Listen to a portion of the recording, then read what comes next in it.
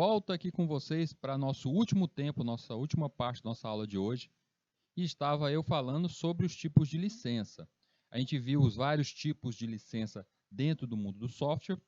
Vimos que não é obrigatório que seja só uma licença, eu posso ter mais de um tipo de licença agregado a um software.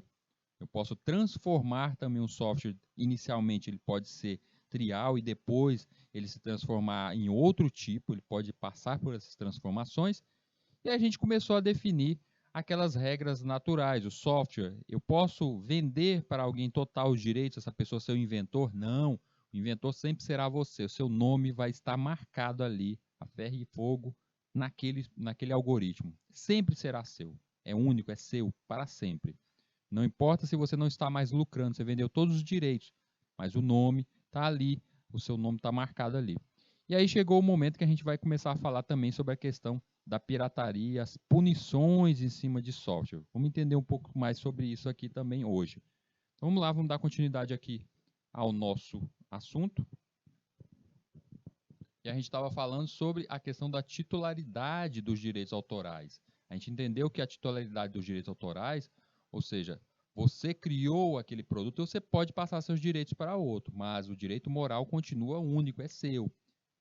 Os direitos autorais pertencem exclusivamente ao empregador, os direitos relativos ao software desenvolvido e elaborado durante a vigência de um contrato de trabalho, com recursos e equipamentos de empresa, com o suporte de informações tecnológicas, segredos industriais e de negócios. Espera aí, Hildo. Então quer dizer que se eu for empregado como desenvolvedor, seja para o governo, fez um concurso e virou desenvolvedor aí, analista de sistemas do Ministério Público, e lá você criou algum software novo, esse software criado lá dentro, ele é daquela empresa, ou seja, ele é do Ministério Público, ele não é seu.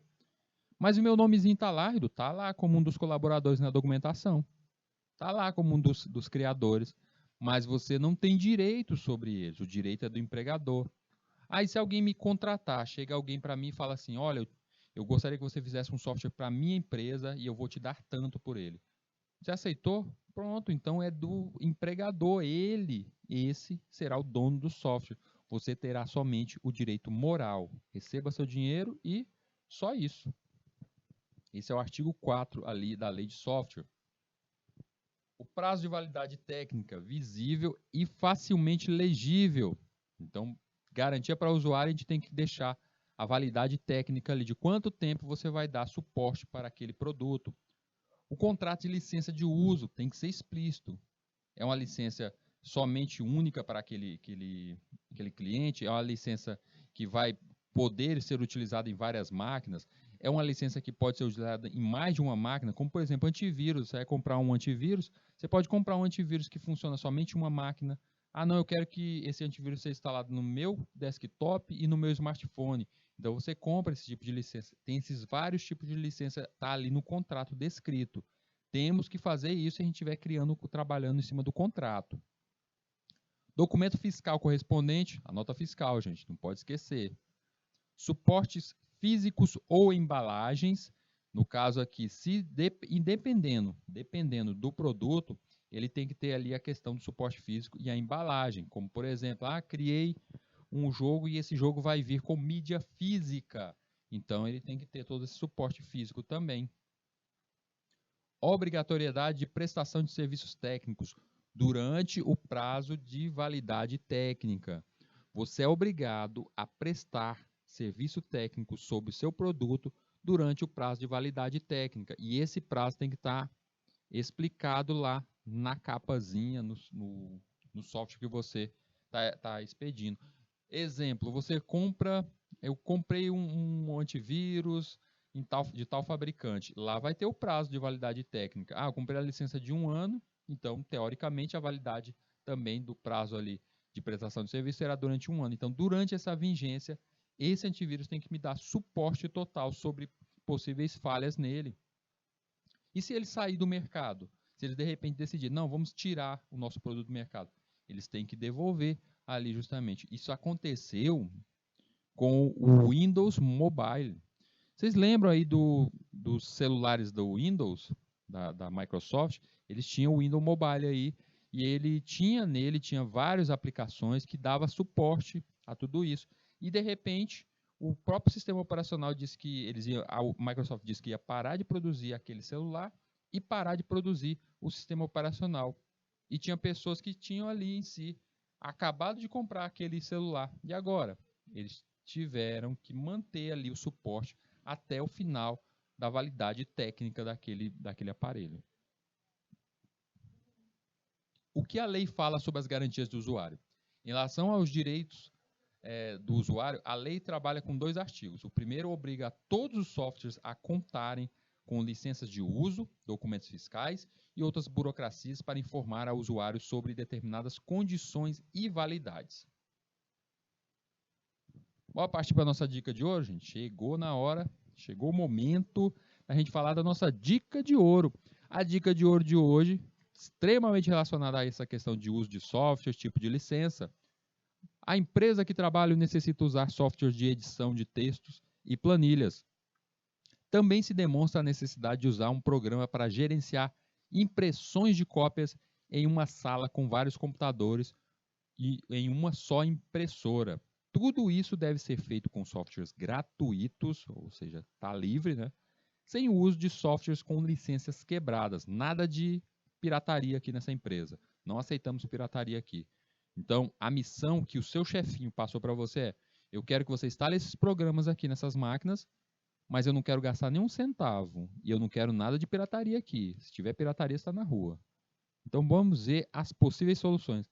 Depois de falar de tantas licenças, a gente já percebe que não é tão difícil assim de encontrar tais softwares. A dificuldade é de você agradar o público que já está acostumado com softwares como esse. Eu já uso o Word desde criancinha. Aí chega você com outro software apresentando isso para ele. É o caso, como substituição para o pacote Office da Microsoft, nós temos o LibreOffice, também encontrado como BR Office. O LibreOffice ele é uma versão que funciona tanto para os computadores Linux como para o Windows. E nele tem cada um daqueles mesmos editores que tem dentro do pacote Office, o pacote Office da Microsoft, tem dentro dele também editor de texto, planilha, tem a base de dados dele, tem tudo, criação de slides, tem tudo que tem em um, tem nesse outro. A diferença, existem pequenas diferenças? Existem uma pequena diferença e outra. A grande dificuldade aqui é justamente quando você faz essa transição. Você cria algo no LibreOffice e vai abrir no Office da Microsoft. Ou o contrário, quando você vai fazer essa volta. Aí pode ter alguma quebra de imagem, você tem que trabalhar um pouquinho mais naquela apresentação, naquela edição de texto, porque tem algumas fontes, falando do editor de texto, Word, tem algumas fontes que são específicas de uso dentro do programa da Microsoft. E aí você não vai encontrar a equivalência lá no Library, o texto vai ficar um pouquinho diferente. Então começou nenhum, termina nele. Mas é funcional? Totalmente funcional. É gratuito? De graça. Não preciso pagar nada, nadinha. Totalmente de graça.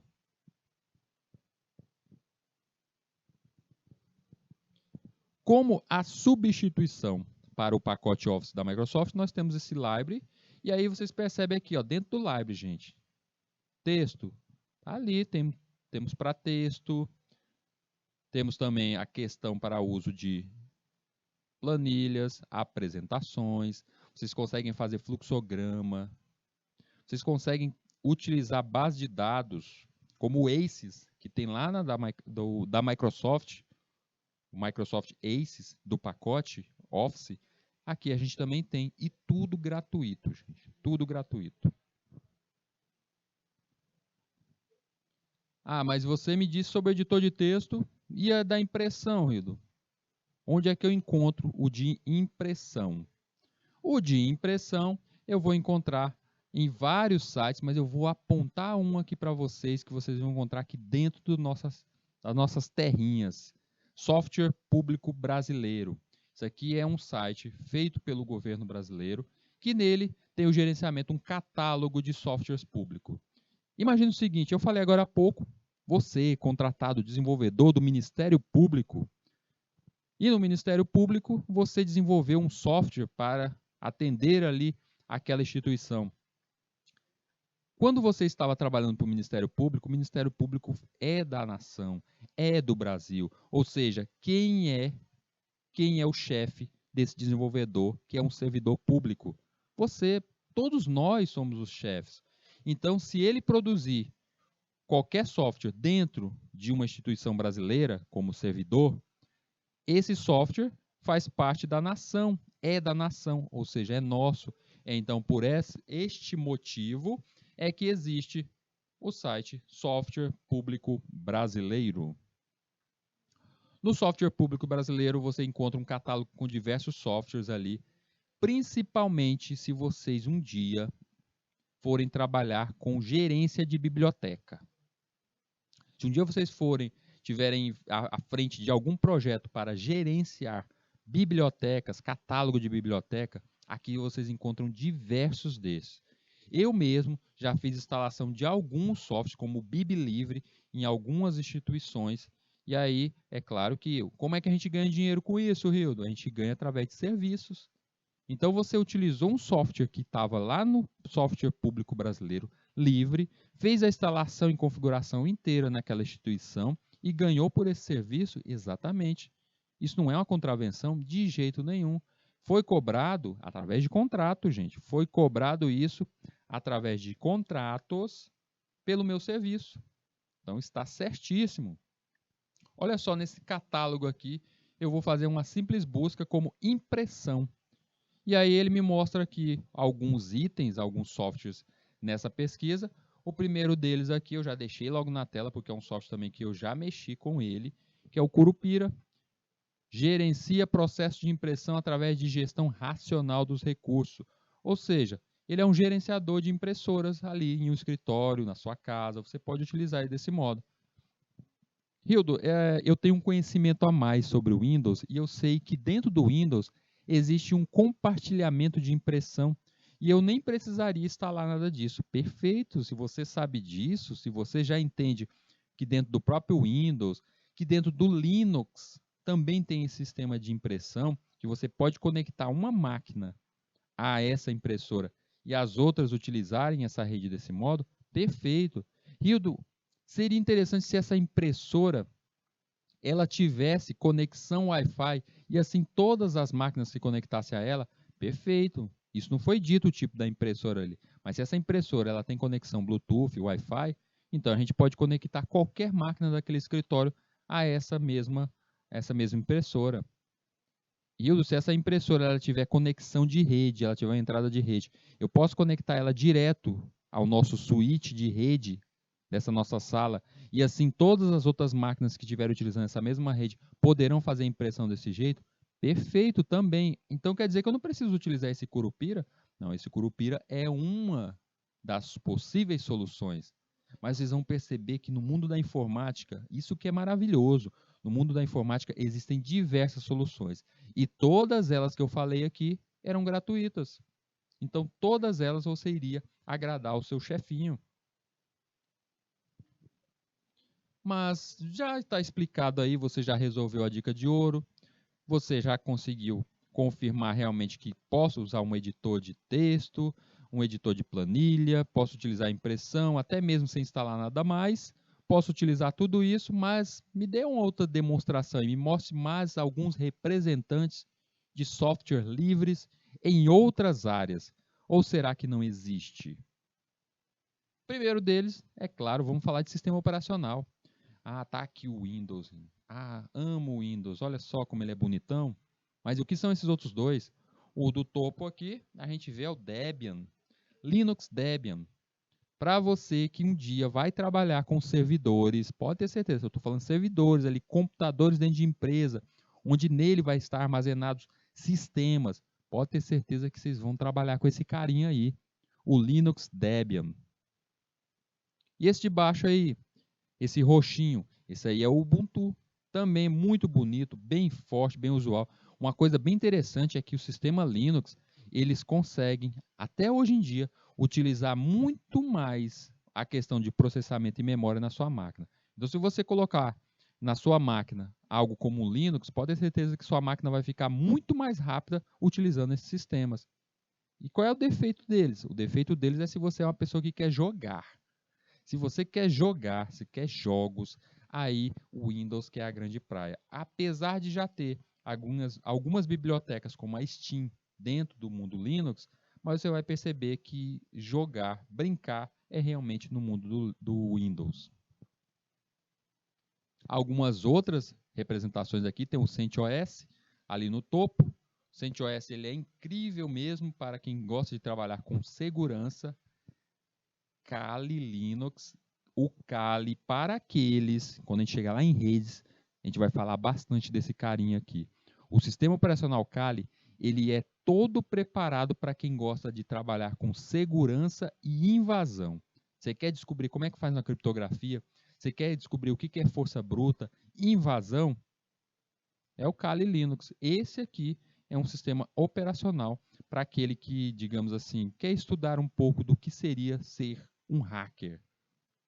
Então, quando vocês estiverem assistindo um filmezinho, gente, e vocês virem qualquer cara que se diz ser um hacker estiver invadindo o sistema com Windows, tá errado, gente. Isso está muito errado. O mais correto seria, dentro dos sistemas operacionais, seria ele estar utilizando algo como o Kali Linux. E para aqueles, não, mas eu não consigo largar o Windows. Eu acho o Windows tão bonito, eu acho o Windows demais, eu não consigo largar ele, eu não consigo ir para outro mundo que não seja o Windows. Tem algumas versões do Linux que imita totalmente o Windows, ao caso do Zorin OS. O Zorin, ele tá aí, ó, vocês percebem que ele parece muito com o Windows, porque ele é a cópia mesmo. A interface é totalmente copiada do Windows. Ele faz idêntico ao Windows para não tirar você desse mundo do Windows. Editor de imagens. Está acostumado com o Photoshop? Tá aqui o Photoshop, tem vários filtros, várias edições.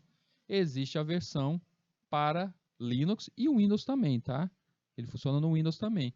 E gratuita, que é o GIMP. Ele vai ter também as mesmas ferramentas, vai ter filtros próprios, ou seja, quem gosta de trabalhar com edição de imagens, o GIMP é a versão de um editor para imagens de forma gratuita, sem pagar nenhuma licença. Voltando aqui para a nossa questão dos softwares, a lei do software no artigo 6º, quais situações não constituem ofensa ao direito do autor? Reprodução de um exemplar de cópia licenciada, ou seja, só fiz uma cópia uma vez, é backup. Eu não distribuí, é backup.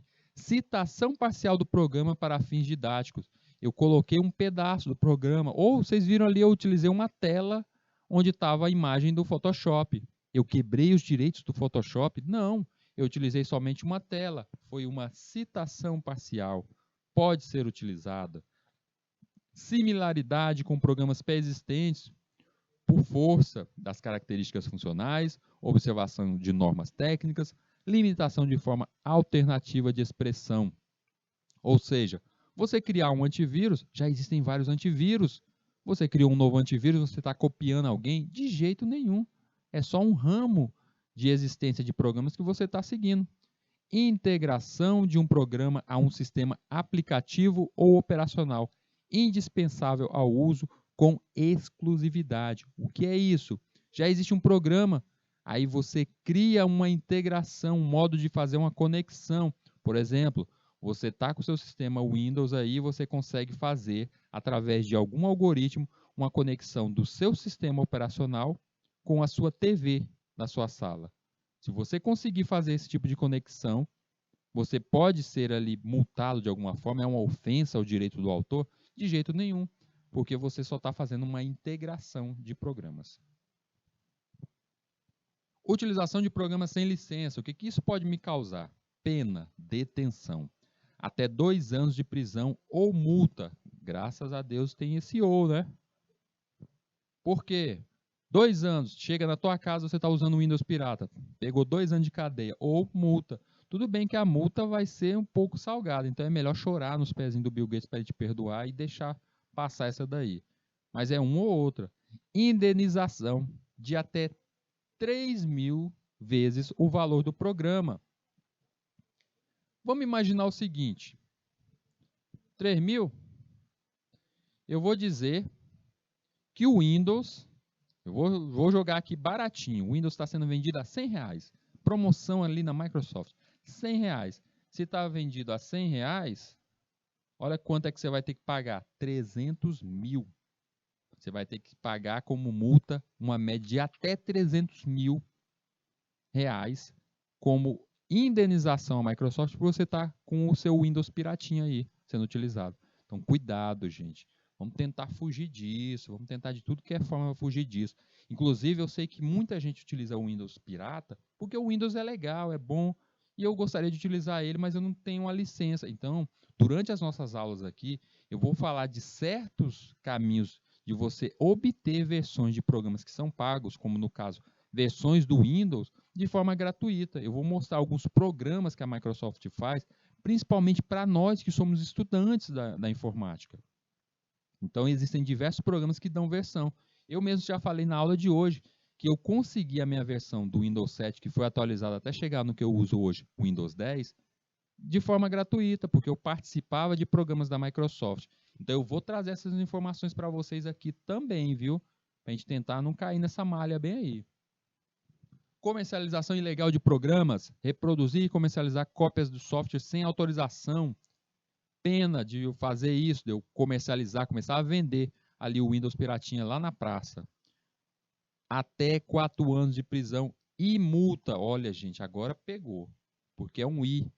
Então, eu vou, além de pegar os 4 anos de prisão, eu posso pegar até 4 anos, eu ainda vou ter que pagar uma multa, que é aquele valorzinho lá, o 300 mil, ó. Aí pode me botar na cadeia, porque eu não tenho esse dinheiro, não. Vai pegar os 4 anos cerradinho lá dentro. Então, não venda esse tipo de coisa. A indenização até 3 mil vezes o valor do programa, gente. O artigo 56 entende-se que o contrato versa apenas sobre uma edição se não houver cláusula expressa em contrato. Parágrafo único. No silêncio do contrato, considera-se que cada edição se constitui de 3 mil exemplares. Ou seja, se não estiver dizendo, então a cópia, se essa contravenção de venda, de publicar, de fazer várias cópias, seria essa faixa aí de até 3 mil exemplares. Eu fizer 3 mil cópias. Então dá ainda para escapar. O artigo 2 diz: o regime de proteção à propriedade intelectual do programa de computador é conferido às obras literárias pela legislação de direitos autorais e conexos vigentes no país, observado a disposto nessa lei. Ou seja, esse artigo compara um software a uma obra de arte. Artigo 103. Quem editar obra literária, artística ou científica sem autorização do titular perderá para este os exemplares que se apreenderem e pagar-lhe-á o preço do que tiver vendido. Ou seja, se eu começar a vender parte ali de código, essas partes de código eu levarei essa multa e ainda verá-se quantas vezes eu vendi, e se eu vendi 10 vezes, eu vou ter que pagar 10 vezes o valor daquela licença ali para o dono do programa. Não se conhecendo o número de exemplares que constitui a edição fraudulenta, pagará ao transgredor o valor de 3 mil exemplares. Ou seja, você sabe quanto você já vendeu? Não, não sei não, pois você vai pagar 3 mil vezes ele. Então é uma multa muito grande, gente. Os 10 grandes mitos sobre os direitos autorais na internet. No momento em que a prensa de Gutenberg acabou com a exclusividade da Igreja Católica sobre a produção intelectual, passou a ser necessário proteger os direitos de autor de uma obra sob o fruto de sua criação. Dentre esses vários mitos aqui, vamos dar uma olhada nesses vários mitos aqui, que enumera os 10 maiores mitos sobre a questão sobre o uso dos direitos autorais. Se não for explicitado, não está protegido. Não precisa estar em publicidade, tá em todos os lugares, por ele estar protegido. Se você criou um software aí na tua casa e você criou uma certa documentação, você consegue comprovar através de A mais B que você construiu isso, então ele está protegido sim. Se eu não cobrar por isso, não é uma violação. Ah, quer dizer então, só porque eu baixei o Windows piratinho e estou usando tranquilamente, não é violação. Não vendi para ninguém, mas você está utilizando. É violação sim, a gente viu ali que pode dar até 2 anos de cadeia. Se for encontrar na internet, é de domínio público. Só porque está na internet, é aberto para todos? Nada disso. A gente tem que sempre avaliar o que a gente encontra na frente, qual o tipo de licença que aquilo terá. Se eu postar como citação, não estarei agindo errado. Cuidado, vocês viram que a citação tem o seu nível também. Não é só porque eu disse que é uma citação, eu peguei uma parte de um código ali da Microsoft, estou usando no meu, mas eu citei que eu utilizei. Não, não quer dizer isso não. Você tem que pedir para eles. Se eles liberarem, é uma coisa. Você perde seu direito em não defendê-lo. Jamais. Não é porque você não entrou com o processo ali hoje que você não poderá entrar amanhã. Se eu fizer um trabalho, mesmo que baseado em outro, este novo me pertence. Não mesmo. Você faz um trabalho ali e aquele trabalho não pode ser necessariamente baseado. Não tem esse negócio de baseado. Baseado é a parte da cópia, gente. Em último caso, meu advogado me livrará com facilidade de qualquer confusão. Não tenha medo quanto a isso. Violação de direitos autorais não é crime, então a pena é leve. Não necessariamente. Vocês acham que 4 anos na cadeia é leve? Para mim não é. Eu não aguentava nem 1 ano. Não prejudiquei ninguém. E foi até mesmo um comercial grátis da obra. Só porque eu assisti um filme, baixei um filme por torrent e assisti e saí falando bem do filme para todo mundo, não quer dizer que isso não foi errado. Eu prejudiquei sim, prejudiquei aquele estúdio. Eu recebi por e-mail, então posso retransmitir livremente. E aqui eu digo mais do que só por e-mail. Eu recebi isso pelo WhatsApp, recebi pelo Telegram, então eu posso passar adiante. Não é porque alguém te enviou que o crime foi somente daquela pessoa. No momento que você retransmitir tal item, você está praticando o mesmo crime. Por outro lado, o conjunto dessas falsas ideias acaba por nos levar a um 11º mito, que é, daqui a pouco, que é, então não posso reproduzir nada. Na verdade, os direitos autorais existem fundamentalmente para permitir que o autor tenha controle do uso de sua obra, em especial nos benefícios comerciais. Assim, se o trabalhador não for registrado ou não tenha valor comercial real, assim entendido como potencialmente não podendo causar danos monetários ao autor, é possível aproveitá-lo usando sempre de bom senso. Então a gente tem que sempre ter o bom senso de como utilizar a questão de material de outro, citação, o quanto eu posso utilizar parte ou até obra de outra pessoa. Então, nesse caso, hoje em dia, praticamente tudo que é escrito já está com os direitos autorais reservados. Então, eu não preciso ir ali patentear meu programa. Você, na sua casa, criando a tua invenção ali, escrevendo teu código, ali a lei já está ali te protegendo. Não é necessariamente porque você não foi lá e criou a patente que você não tem direitos sobre aquele teu produto. Citações de obra, embora permitidas por lei, devem ser sempre feitas por próprias palavras, para evitar problemas futuros. Direitos autorais diferem de proteção de marca, principalmente não precisarem de serem defendidos por pertencerem ao autor. Trabalhos derivados de trabalhos protegidos são uma violação de direitos. A gente tem que tomar cuidado com essa derivação. Aí eu fiz ali uma continuação daquele jogo. Cuidado com isso. Direitos autorais são regidos pela lei civil, na qual não se aplicam as conhecidas defesas do réu, inocente até que prove o contrário, não podendo produzir prova contra si mesmo. Isso aí não vale, tá? Elas não são regidas no nível civil. Então, cuidado. Muito mais fácil ser processado por uma pirataria do que qualquer outra prática de crime. Tenham cuidado com isso. Retransmitir e-mail, fazer tudo isso, retransmitir uma mensagem com um software, tudo isso é prática de crime. Embora a lei não faça muito para proteger trabalhos sem valor comercial, não vale a pena tentar decidir sozinho se está ou não fazendo algo ilegal. Então, a gente tem que tomar muito cuidado, julgue bem antes de fazer isso, tá?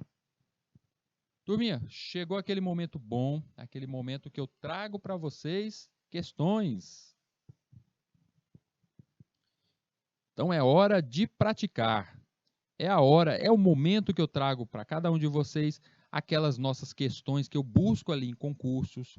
Por quê? Porque eu sei que muitos de vocês estão aqui não só para aprender um pouco sobre informática, mas para se preparar para o mercado de trabalho e preparar-se para possivelmente enfrentar até mesmo editais de seletivos, editais de concurso. E eu trago essas questões, não é para amedrontar vocês não, trago elas aqui para vocês verem que após uma aula como essa, a gente falando sobre a questão dos direitos sobre software, vocês começam a perceber que essas questões são molezinha. Vocês conseguem realmente respondê-las. Então vamos lá, vamos para as nossas questões de hoje e vamos ver aqui se está molezinha mesmo do jeito que o Rio está falando. Primeira questão, ela vem ali justamente da banca SES Gran Rio. Ela é uma prova para um engenheiro, engenheiro nível superior. Bora ver o que ela diz. Quem tiver já a resposta, quem for lendo aqui e já achar a resposta, pode mandar no chat aí. Professor, eu sei a letra A, é a letra B. Vamos lá, vamos em conjunto. Quem não quiser mandar pelo chat, vai marcando aí, vai anotando, vai tentando. Eu sei, fala aí pro coleguinha. Eu sei, a letra C, eu sei qual que é. Vamos nessa daí. Vamos tentando responder e percebendo que isso aqui está molezinha. A respeito do que dispõe a Lei 9.609, essa lei é a lei do software, sobre contratos de licença de uso de software com transferência de tecnologia, deve-se considerar que, ou seja, está falando justamente na questão do contrato, na questão da transferência de uma tecnologia para outra, ou seja, eu estou passando esse código para outro, qual delas aqui deve se considerar como correta? Vamos lá, então. A primeira, vou começar da letra A para a letra E para a gente ver se a gente acha logo ela errada ou não. Vamos ver. O fornecedor de tecnologia deve entregar ao receptor de documentos referentes ao código-fonte comentado. Olha aí, código-fonte comentado, eu já disse isso hoje. Memorial descritivo, perfeito. Especificações funcionais internas, isso. Diagramas, fluxogramas e tudo o mais que for necessário à absorção da tecnologia. Gente, eu estou achando que é essa daí. Não estou vendo falha nela. Se eu tivesse que dizer logo, eu já diria que é essa letrinha aí que é a correta. Vamos ver as outras, ver se a gente acha as falhas. O fornecedor de tecnologia tem a obrigação de entregar ao receptor apenas o código-fonte e as especificações funcionais internas, devendo colocar à disposição do receptor ao menos um instrutor qualificado para transmitir a tecnologia. Gente, essa questão do instrutor qualificado não é obrigatória, e ele diz ali que só tem que entregar o código-fonte e as especificações. Nada disso, eu não disse que tem que entregar diagramas, material interno, as especificações, fluxogramas, tem que colocar tudo mesmo, você está vendendo por inteiro a sua obra. Então, ela já está errada. C. O documento fiscal é prova de regularidade do uso, dispensando a formalização de contrato nos casos de licença de uso de software com transferência de tecnologia.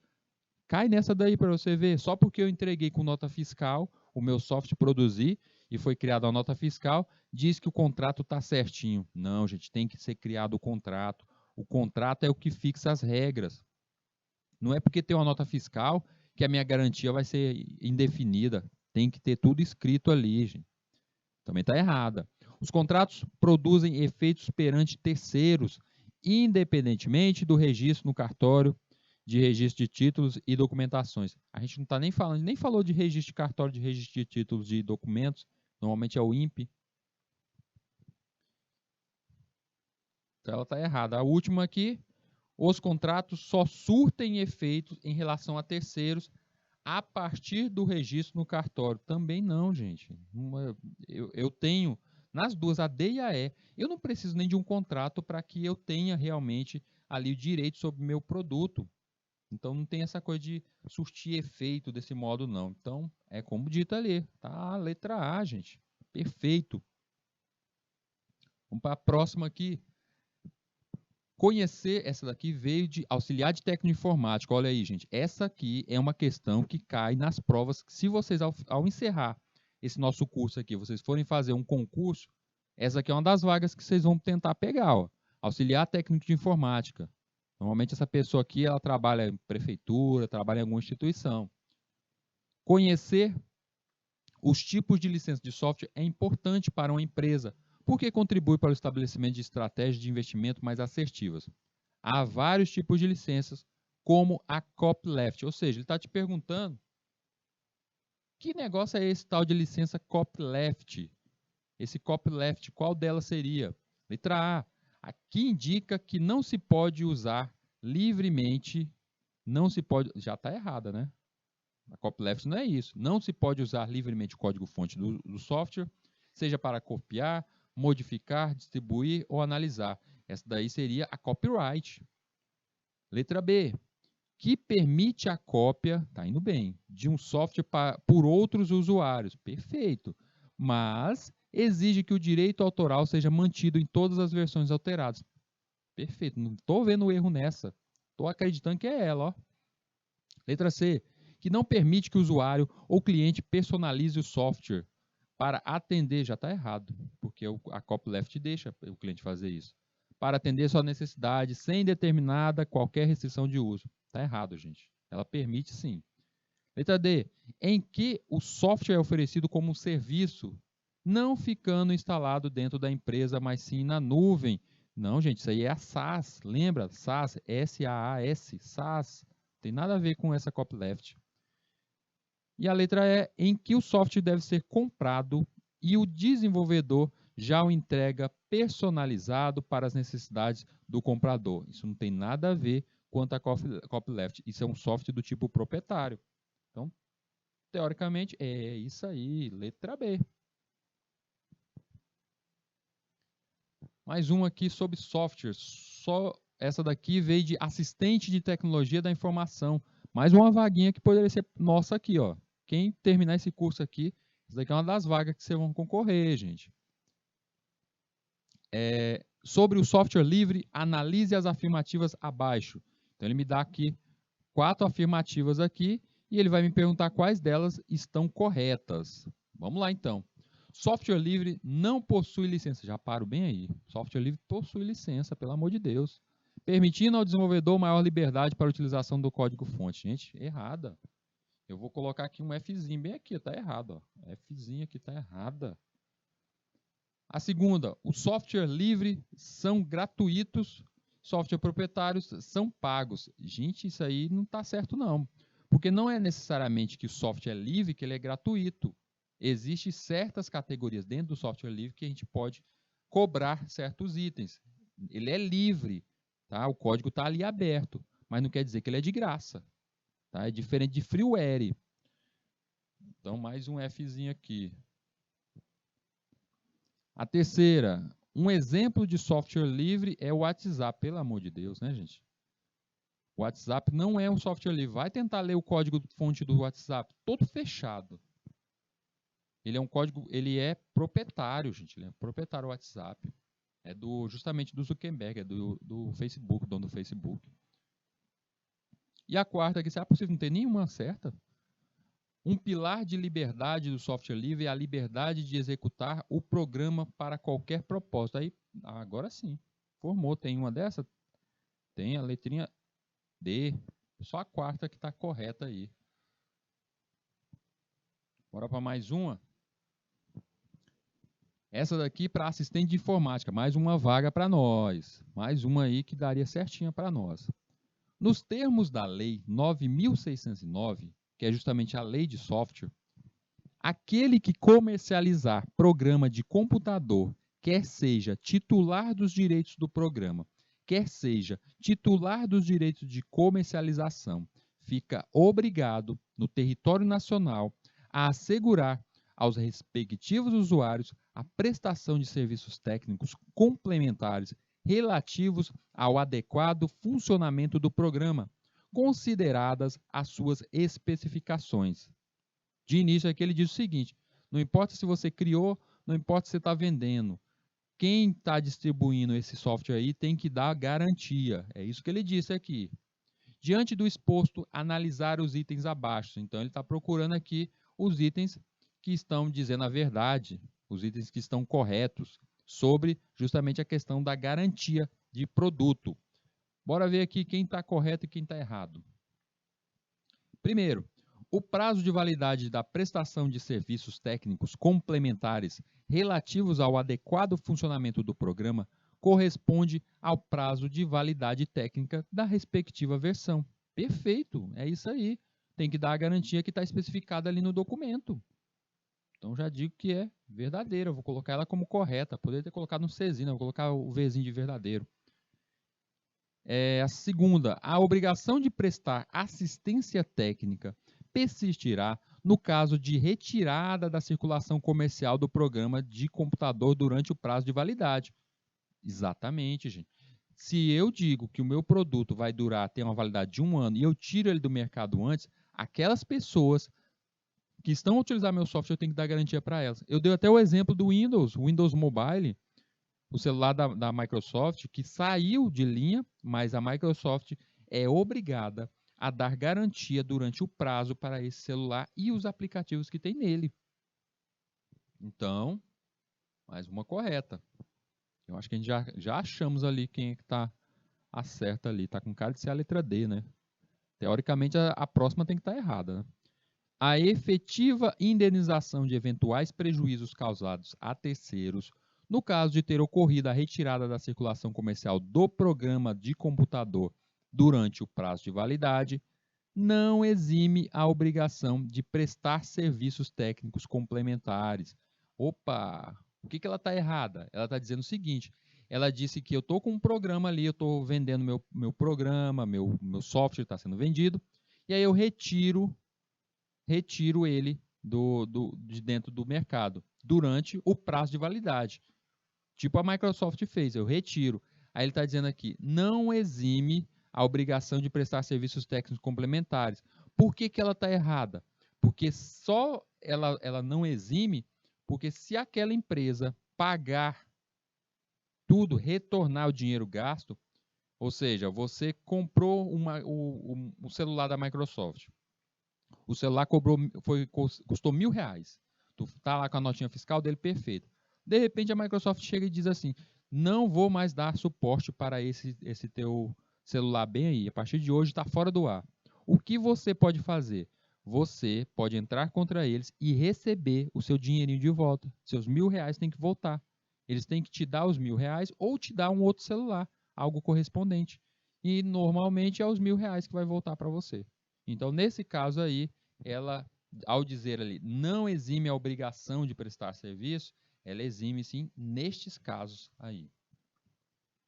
Porque ele diz aqui no começo, ó, a efetiva indenização de prejuízo. Ou seja, se a empresa, a Microsoft, pagou para você os R$ 1.000, e aí você continuou com o celular ali deles, mesmo sem garantia, e ele quebrou, ela não tem mais que fazer nada, não tem mais garantia não, já te deu seus R$ 1.000. E aí, só a primeira e a segunda aí que estão corretas. Com relação às licenças de software, é lícito e correto. Falando das licenças de software, a gente vai ver aqui o que é correto, o que está dentro da lei. E essa daqui é uma provinha ali da UFRGS, a Universidade Federal do Rio Grande do Sul, para uma vaga de técnico de tecnologia da informação, ou seja, mais uma vaga que seria para nós aqui desse nosso curso, de uma universidade, trabalhar dentro da universidade aqui, sendo servidor público. Então, nesse caso aqui, essa questão está pedindo a licença de software, o que está correto aqui, o que é lícito, o que é válido. Então, a gente vai procurar aqui quem está válido aqui desses pontos e 4 delas que vão estar erradas. Copiar de terceiros softwares protegidos por direitos autorais para uso residencial, estritamente pessoal e sem fins lucrativos. Está dizendo que é correto. Quer dizer que eu posso copiar software para usar só na minha casa? Eu posso utilizar um Windows piratinha só na minha casa? Não pode, está errado. A segunda é a letra B. Copiar de terceiros software protegidos por direitos autorais para uso residencial, estritamente pessoal e temporário. Só um tempinho. Após o uso, desinstalar. Quer dizer, então, tipo, eu baixei aqui um Photoshop craqueado, instalei, fiz uma edição de uma imagem, depois eu desinstalei ele, só usei uma vez. Foi crime quando eu usei? Com certeza foi crime. Foi por um breve período, é mais difícil da polícia te pegar? Com certeza. Mas é crime do mesmo jeito. Letra C. Instalar códigos freeware e shareware obtidos através da internet, pois eles não têm direitos autorais associados. Gente, freeware tem, shareware tem sim os direitos autorais associados. Está errado. Realizar download de qualquer software classificado como abandonware. Gente, realizar download de qualquer software classificado. Nem existe essa categoria, né, gente? Para começo de conversa. Isso daí foi totalmente ilusória. E a letrinha E que tem que ser essa. Será possível? Tudo está errado? Redistribuir comercialmente um produto de software derivado de software livre, respeitando os termos de licenciamento deste último, ou seja, respeitando os direitos sobre software livre. Perfeita. Se não for essa, tá aí, ela mesma. Garantido. Vocês percebam o seguinte, gente, as questões, quando pergunta aqui, sempre é certo e errado. E as erradas sempre são muito erradas. A gente percebe que a certinha é seguir na lei, seguir na regra, respeitando os termos de licenciamento. Podem perceber isso. Mais uma questão, essa daqui de assistente de informática, também lá da Prefeitura de Caxias do Sul, Rio Grande do Sul. Então, ou seja, para trabalhar como assistente de informática lá numa prefeitura, também concurso público e uma vaga que daria certo para nós aqui.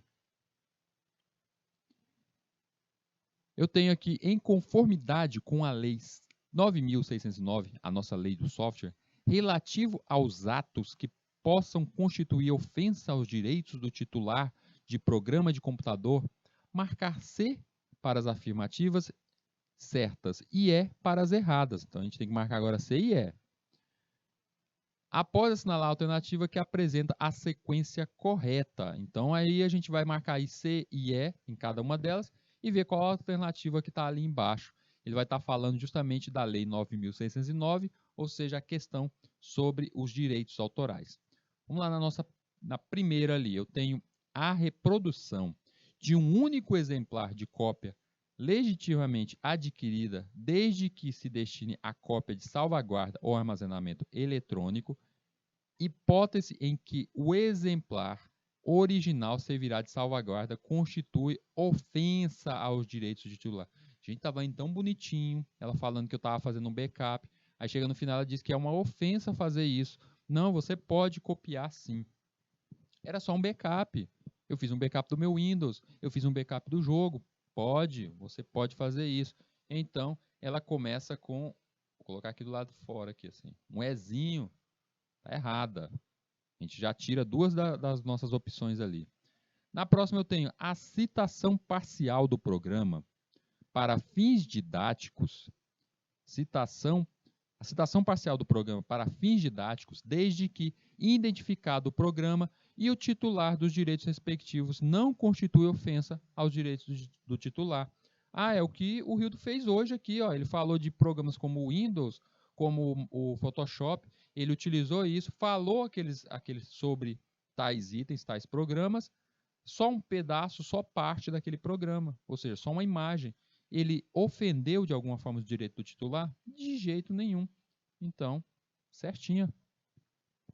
A ocorrência de semelhança de programa a outro pré-existente quando se der por força das características funcionais de sua aplicação, da observância de preceitos normativos e técnicos ou de limitação de forma alternativa para a sua expressão. Não constitui ofensa aos direitos autorais. Correto, gente. Não constitui problema algum se você você der força, você mostrar isso, tiver só uma semelhança breve entre um e outro. É o caso de você criar um antivírus e já ter tantos antivírus aí no mundo. Você não está copiando um certo antivírus, você está seguindo um nicho comercial. Então, nesse caso, também, acho que já dá até para dizer qual que é. Não, ainda não dá. Aí na última ali, a gente tem a integração de um programa, mantendo-se suas características essenciais a um sistema aplicativo ou um operacional tecnicamente indispensáveis à necessidade do usuário, desde que para o uso exclusivo de quem o promoveu. Estava tão bonito, aí ele diz, constitui ofensa. Não constitui ofensa. Você pode fazer a integração, como eu disse hoje, no seu sistema operacional, você conseguir conectar ao sistema da sua TV, né? Então aí está erradinho. E aí deu a opção letra B, né? Exatamente, letra B. Mais um aqui, eu tenho essa agora, investigador de polícia. Olha aí, quem quer virar investigador da polícia. Uma prova de 2014 pela FUMARC, lá de Minas Gerais. ela fala o seguinte: assinale a sigla que identifica a designação da licença pública para software livre. Eita, essa daqui tem que ser meio decoreba, né, gente? Eu tenho que saber o que a sigla está dizendo ali, eu tenho que entender. E aí a gente fica até na dúvida ali de algumas. Ah, eu já sei de cara que www não tem nada a ver, isso aqui está relacionado ao protocolo de internet, não tem nada a ver. FSF, nunca que o Rildo nem falou dessa licença. GLS é outra também que não vai. Mas GNU não é a organização e GPL é a licença? Ou é o contrário? GNU é a licença e GPL é a organização? Então a gente sempre fica nessa dúvida. GNU, gente, é a organização. Como é que eu vou decorar isso para nunca mais errar, nunca mais esquecer? GNU, se a gente for falar o GNU com o nome, a gente vai lembrar daquele touro, aquele GNU, aquele touro que todo peludo, que tem um chifrão, lá no caso, normalmente nos Estados Unidos, a Europa tem dele. Pois é, o GNU, ele é o mascote dessa instituição dos direitos livres, do software livre, o GNU ou GNU. Então, toda vez que você vê esse nomezinho, GNU, GNU, você vai lembrar daquele boizinho e você vai lembrar que ele é o mascote da organização. Ele é o mascote, é a sigla da organização. Por esse motivo, aqui está pedindo a licença pública. E por este motivo, a licença pública é GPL, que significa General Public License. Licença General Pública, ou Pública Geral. Nossa última questão de hoje, nós temos aqui esta última questão que é para eletrotécnico. É uma vaga que está correspondendo a nós, mas tem justamente no quesito aqui de software, uso de software. Ela foi feita pela AOSP, o Instituto AOSP, não conheço, em 2016. O que ela diz? Existem diversos softwares com licenças livres, pela GNU, licenças livres da GNU, tá vendo aí? Como alternativa para pessoas ou empresas que não possuem condições ou não querem pagar licenciamento de software. Então, existem essas, como foi mostrado hoje, o site do software livre no Brasil, como eu falei hoje na nossa dica. Assinale a alternativa que apresenta apenas softwares baseados em GNU, ou seja, ele está pedindo para você mostrar quais são os softwares aí que a gente encontra somente que são livres, que não são pagos, que fazem parte da licença de software livres, que não, em momento algum nesse software vai cobrar nada de mim. Ah, vamos lá, dar uma olhada nisso aqui. Se a gente encontra, vamos sair procurando esse tipo de questão, sai procurando aqueles que você, de forma conhecida, sabe que eles são pagos. Windows, paga uma licença, não paga? Você paga uma licença. Microsoft Word, sempre que você achar o nome da Microsoft, você já sabe. É da Microsoft? Tem que pagar. Ah, mas eu não paguei, porque você está usando craqueado. Está errado. Olha os 2 anos de cadeia. Então você procure sempre Microsoft. Encontrou Microsoft? Está errado. Tá pago aquilo dali. É para ser pago. Letra D eu tenho aqui, ó, de novo, MS, Microsoft, o Excel também é outro pago. Está errado. E no último ali eu encontrei de novo, ó, o Office 365, que a gente sabe que esse Office 365 é aquele software de uso na nuvem, do modelo SaaS, que eu falei que você paga somente pela utilização por licença. Normalmente o Microsoft Office você pode comprar como usuário simples, usuário comum, e aí as pessoas também podem utilizar o Microsoft Office, o 365, em empresas. Inclusive, vou dar a dica, eu já falei para vocês que eu estou preparando isso, esse mote aí de softwares que são vistos pagos, mas que para nós que somos desenvolvedores, para nós que somos estudantes, são gratuitos. O próprio Microsoft Office 365 existe uma licença para estudante também, viu? Photoshop tem uma licença para estudante, ou seja, quem está estudando aquilo, nós que estamos no mundo de desenvolvedores, a gente tem isso como gratuito. Eu vou trazer ainda essas dicas para vocês de como vocês pegarem essas licenças de forma gratuita e legal. Ah, Rildo, você marcou aí onde tem os softwares da Microsoft mostrando onde é que eles estão pagos. Só restou uma opção, só a opção C. Então, só por esse conhecimento que a Microsoft cobra pelos programas dela, naturalmente a gente já saberia qual a questão que estaria correta aí. E o desses outros programas, esse tal de Impress, o Writer e Calc. Não conheço eles. Eu não falei hoje do LibreOffice. Eu não disse na nossa dica de ouro sobre aquele editor correspondente ao pacote Office, que é o LibreOffice. Tá aí. O Impress, o Write e o Calc. O Impress é o que é o correspondente ao PowerPoint. O Writer é o correspondente ao Word, o editor de texto. E o Calc é o correspondente ao Excel, o Excel ali do pacote Office. Então, já conhecendo isso, mesmo que eu não conhecesse esses 3 itens aí, esses 3 programinhas, esses 3 softwares, só pelo conhecimento que a Microsoft é uma empresa que cobra por seus produtos, eu já conseguiria já definir qual a questão correta. Aqui foi da onde eu tirei a maioria desse conhecimento, esse conhecimento legal, porque esse conhecimento de leis, é claro que não é natural do Rildo, é mais do direito, a questão do direito da informática, então eu busquei de algumas fontes. Vou deixando para vocês essa dica maravilhosa aqui, um documentário um pouquinho antigo, ali de 2008, mas ainda, apesar de ser antigo, ele é muito bom, bem datado. Ele é pequenininho, gente, ele é 32 minutos. 32 minutos que você acha ele também fácil lá distribuído dentro do próprio YouTube. O documentário Improprietário, ele mostra justamente a questão do software livre, como nasceu a questão do software livre. Vai contar a trajetória justamente do Richard Stallman, que é um dos desenvolvedores ali junto à GNU. Então ele vai contar um pouco sobre essa história, de como a ideia de software livre, por que ele fez isso, ele tinha essa ideia de software livre, quis distribuir, e é um documentário muito bom para vocês assistirem. Turminha, vou agradecendo vocês, todo esse nosso tempo que tivemos aqui de aula, espero que vocês tenham aprendido bastante mesmo aqui durante essa nossa aula, e a gente vamos nos encontrar na nossa próxima aula em um próximo dia. Até mais!